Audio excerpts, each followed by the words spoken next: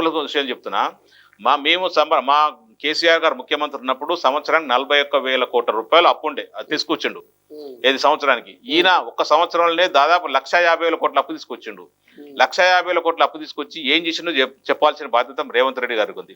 మేము 41,000 సంవత్సరం 41,000 కోట్ల రూపాయలు అప్పు తీసుకొచ్చి ఏమేం చేసినా 1 to 1 మొత్తం చెప్తాం. ఫిగర్ ఒక్క రూపాయి అవినీతి లేకుండా తెలంగాణ సమాజానికి, తెలంగాణ ప్రజలకు ఎలాంటి కార్యక్రమాలు చేసినాం, ఎలాంటి సంక్షేమ పథకాలు అందించినాం, ఎలాంటి అభివృద్ధి చేసినాం, ఎన్ని ఫ్లైఓవర్లు కట్టినాం, ఎన్ని అండర్ పాస్లు కట్టినాం, ఎన్ని టెక్నికల్ అండర్ ఫీట్ రోడ్లు, కనెక్టివిటీ రోడ్లు తయారు చేసినాం, ఎంత అభివృద్ధి చేసినామో మేము చెప్తాం.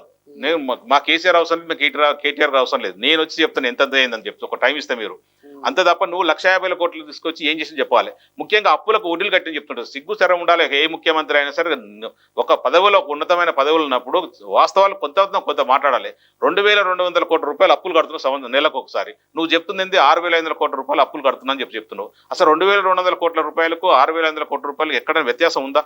ఒక 500 కోట్లు అటు చెప్తే ఏమన్నా నమ్ముతారు. అంతే తప్ప ఇది అన్ని 100% అవాస్తాలు చెప్తుంటారు రేవంత్ రెడ్డి గారు. నాయకు దొరికితే బూతులు తప్ప ఇంకా వేరే ఉండనే ఉంటాయి.